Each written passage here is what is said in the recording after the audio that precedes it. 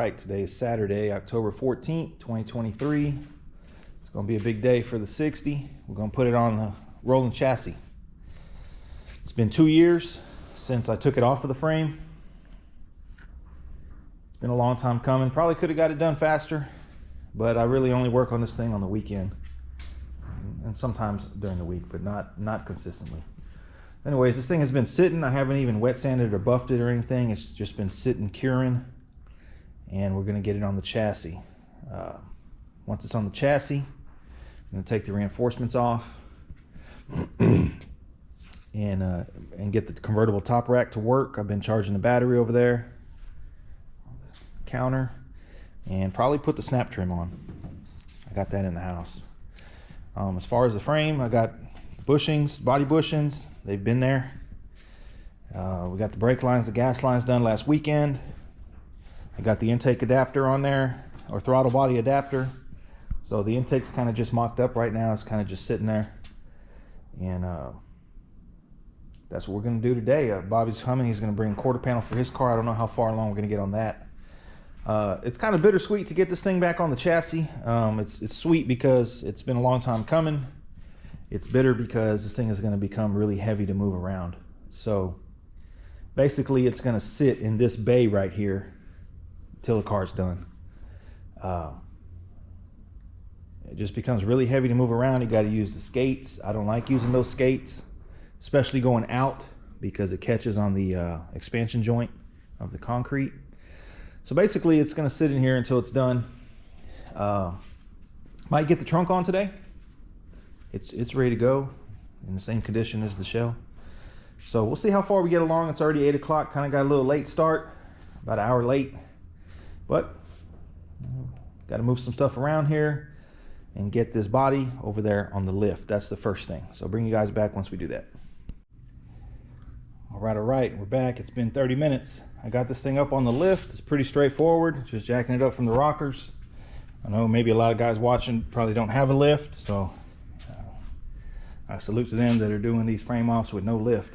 But tech tip for those who do have a lift, you want to strap it down, because right now this thing is really back end heavy. So you want to run a strap, basically strap the car to the lift right across the rockers. If you have the doors on, you can do it across the firewall. But if you don't, and you get this thing up in the air, and it could teeter totter and fall off the lift. You can ask me how I know that. So what I'm gonna do now is get that body card out the way. I'm gonna go back and rethread all the body mount bolts, bolt holes.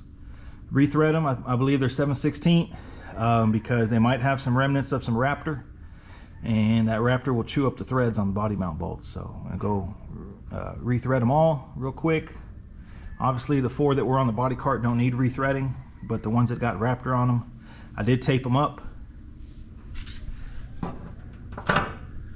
as you can see, but there still might be some in there. So you want to re-tap them real quick, and then I'm gonna push the body, the frame under here, see what we got.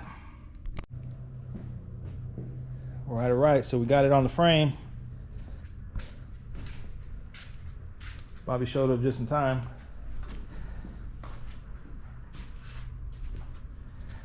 Overall went pretty straightforward. Just had to take our time. Everything lined up just fine.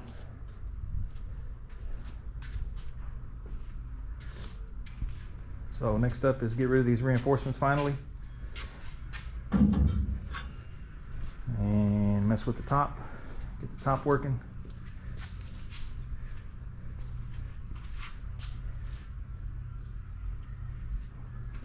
Actually, I use the trunk uprights here as a real guide, because this is a pretty close fit on all 4.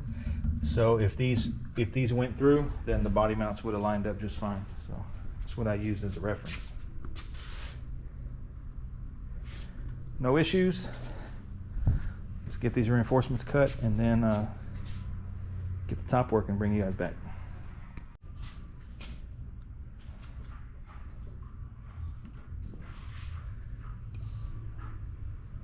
Somebody forgot to buy a pump. So we're filling it up with its recommended transmission fluid. which is crazy, but that's what they recommend. We recommend using ATF in all hydraulic convertible tops and power window systems, 53 to 08. So we're just topping it. We just ran it a cycle right now. And we're just gonna, now that it's down, we're gonna top it off. We're using a 12-volt battery.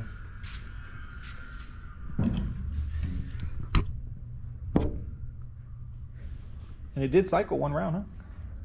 So just kind of bleeding it out.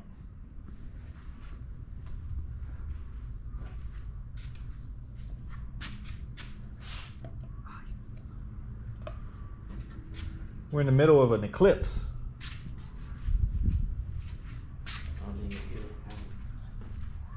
It's noon. Yeah, I don't think we'll be able to get it with the camera, but it's gonna be getting dark here in a couple hours.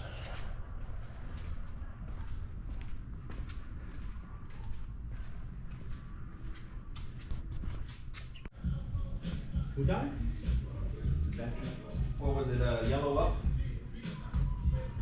Yeah.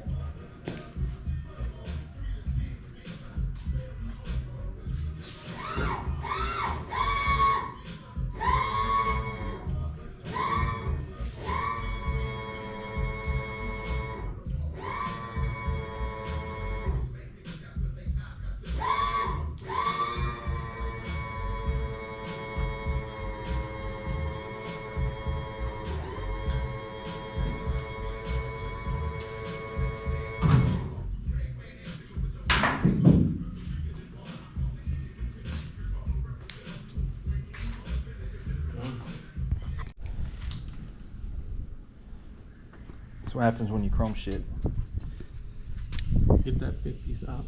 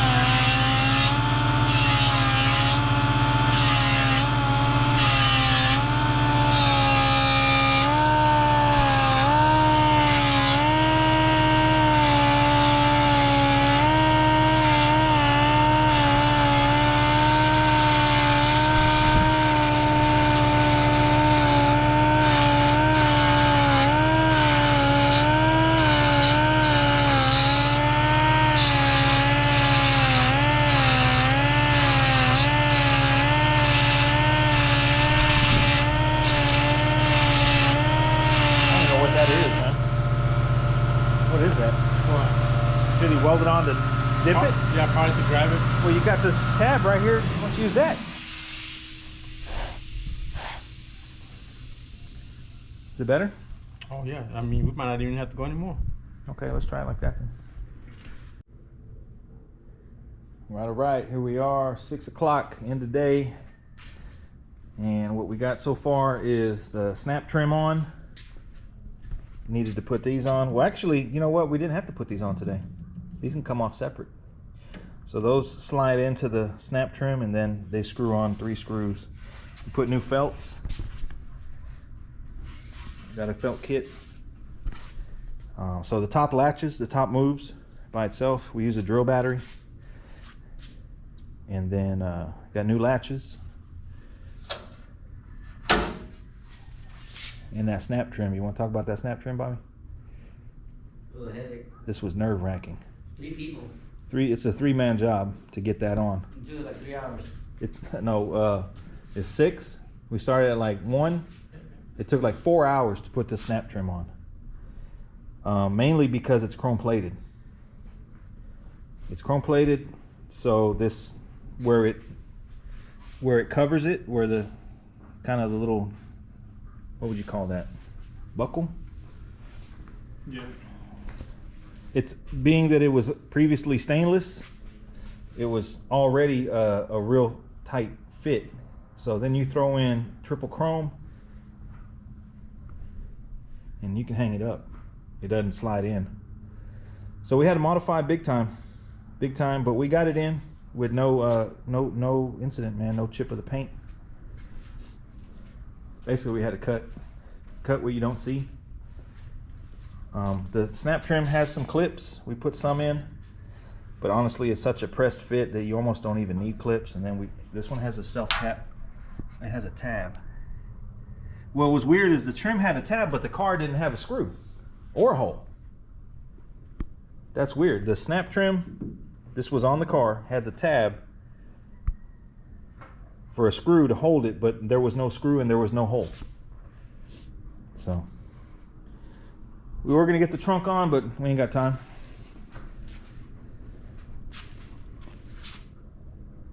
What you wanna add? Horse car. It's real nerve-wracking, man, with that snap trim, man, because for one, it's a really expensive piece. Then two, it's chromed. You don't want to flake stuff, but it looks good.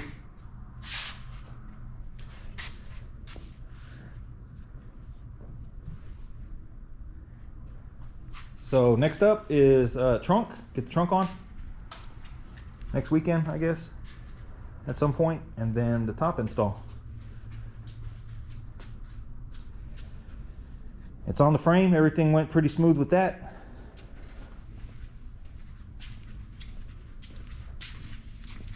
The top right here, a lot of oil. The top took like I would say like 2 quarts. About 1.5 to 2. 1.5 to 2 full quarts of transmission fluid to get to bleed it out and to fill everything. And that took a while, you know what I mean? Took a while. Killed your battery. Killed the battery. Well, that old battery, yeah. So I'm liking the firewall.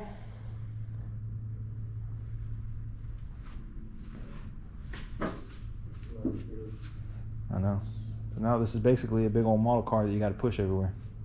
Now you gotta keep it in the garage. Shit, you got to push it in the garage. And push it in here every weekend. Then once the top is done, then I'm gonna wet sand and buff. Which honestly, I don't think it needs a lot. You think, Bob? Here's the top of the fence. The top of the fins have some trash, but The sides look good. sides look good already, man. We'll see. These are aftermarket latches. What would you rate this chrome quality, Bobby? From 1 to 10. Look at that Wuhan chrome. There's that Wuhan chrome. Yep. Yep. It was a spray paint chrome. Yeah. Here, let's see if the top goes up now.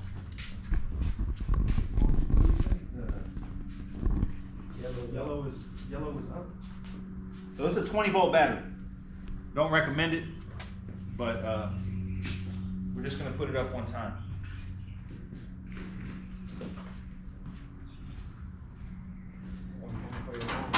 Huh? One time for your mind. Yes.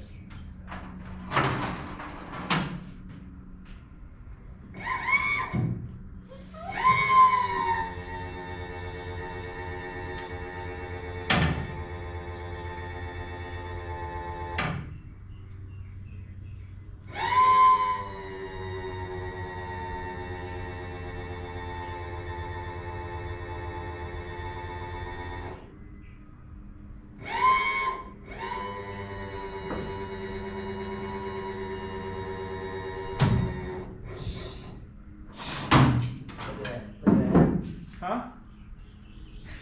Well, That's nice. Bobby's excited. So the top falls in place pretty good. Pretty good. We're gonna get the guy here to do the Final adjustments. some fine adjustments.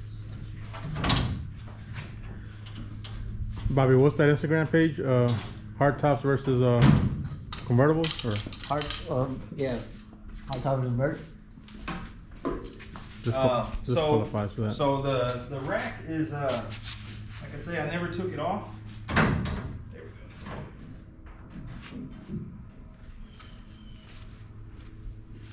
we go.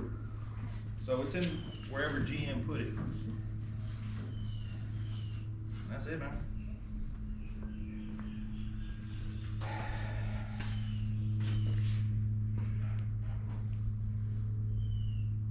It's noteworthy that the real convertibles, the real convertibles, the wheelhouse tubs have a certain contour to allow that rack to lay in. When you're looking at these cars, you know, like on the internet or whatever, and the top rack is like stacked like this, not down, you know, like stacked up like this, it's probably a conversion. And they probably use the hardtop wheelhouses that don't have this indentation, and so the top has nowhere to go, so it hits it. It hits the wheelhouse, whereas this one falls into the wheelhouse right here, this whole contour. So the top lays all the way down. Just a tech tip. Save somebody a couple thousand. Man, it could save somebody a lot of money, man. Like, you know, I mean, some people, you know, with the top, like I said, the top down, it's all folded back, and it's like about right here. It's conversion. Dead giveaway. So, man, looking good, looking good. It's a shame you're never gonna see the frame. It's a shame you never see the frame again, you know? All that work. Oh yeah. All that work, and I mean, if it was like chromed out and painted, it'd even be more of a shame, because you never see it, you know? Firewall barely cleared that intake. You show that? Yeah, it's a couple inches. It's close, man. It's close. Now, we could slide the motor forward. It's close right there. Yeah, but it's perfect. I mean, Yeah. I'm never gonna move from there. No? But we test fit the master cylinder. Already did that. That fits. Steering column be no problem. So I'm liking the firewall, man. You know what I mean? Like, you don't really see hardly any of it. In hindsight, I should have opted to do that ball that Bobby did. Oh, The yeah. steering ball. Yeah. Somewhere, it's around here somewhere. In hindsight, I would have preferred that, but the good thing about using the dust boot for the column is it has like a perforation for the, I think, speedometer cable maybe, which I'm not, you know, you don't use that on this motor, but you can use that space for wiring. You can put a grommet and have wiring come out that space. Because currently right now the wiring's going to come out here for the headlights. All the headlight, horn, bright lights, turn signals, all that, it's coming out of here. And the engine wiring is coming out from up under here. Which is gonna be Which nice we cut out. Yeah. So it's open to the inside from here, and then you have a couple holes here, and a couple here if you need. So pretty much so far everything is going as planned, man. I mean, we mocked all this up. We mocked the frame up before I did anything to it. Actually, after it was reinforced, and before I molded it, we mocked it up. So next up is just trunk doors. Yeah, cause that transmission, I forget we had to put that, Oh yeah, we notched the floor. we Probably notched, notched the floor. I didn't do it. we had notched that floor and Right here. picked it up a little bit. It was actually flat, and we picked it up that much. To fit the transmission, which I didn't even crawl in there and see if it's hidden, but everything fell in place. So the tunnel was notched, but not much, man. Like, I mean, you see some, you know, some guys like rebuild the whole firewall, but this one just basically all he did was cut it, slice it down the sides, and offer a little bit of relief until it sat, and then I think we stuffed the 2x4 in there. Yeah. So it's an inch and a half from where it was, and then he just made metal and put it in there. So, man, it's looking like a car. Yep. It's looking Need like some a car. fenders. Front end. I think I'll probably get the thing running before put the front clip on. Yeah. It's got to get exhaust, so I'm probably gonna just tow it somewhere for that. I have a guy in mind.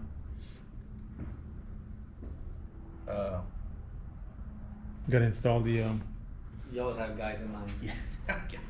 Oh, the cowl can go on. The cowl can go on. That's painted. That's in the house. the mesh.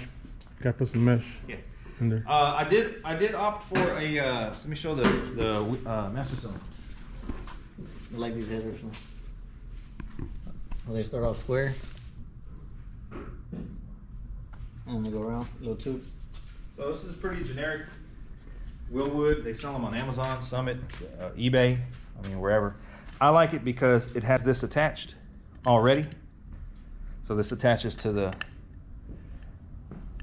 brake pedal clevis. It's fancy And, wording. So we test fit this earlier. Bam. I got a proportioning valve.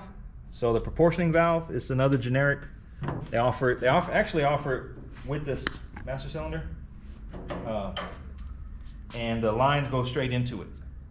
So it drops down, boom, proportioning valve. It's a manual proportion valve, and it has 3 intakes. And we're gonna have 3 lines, the rear and 2 fronts. So they're just gonna go straight up to it, boop, done. Done. And that's why I bought it, because otherwise you would have to maybe bend it here and flare it, or I don't know if they make 90-degree. They even make flexible ones too. Maybe, yeah, you could do that too.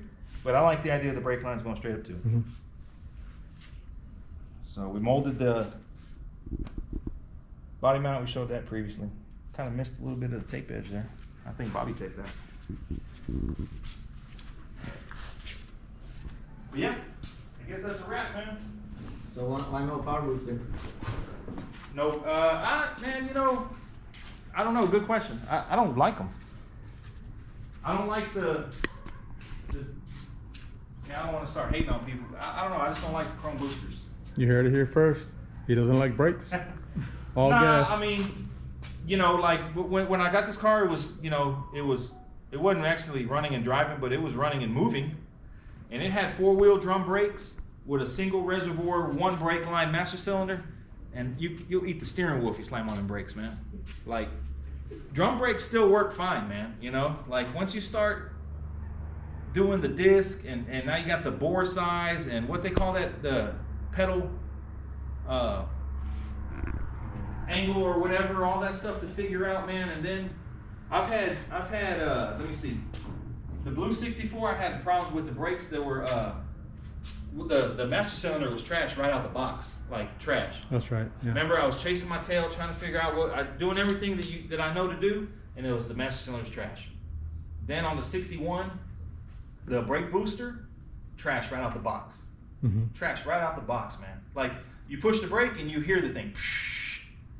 This is trash, man. Like, I think the more components you add, the more chances for trash, for junk parts. So I went with Willwood, manual brakes. Have to push the pedal a little harder, but I mean, The Red Rocket had problems with the brakes. Johnny had problems with his brakes, man. You know, I mean, I'm gonna have drums in the back, this in the front.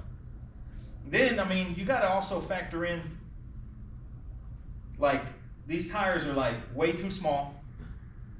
The frame is way too heavy. You're gonna add more weight in the trunk.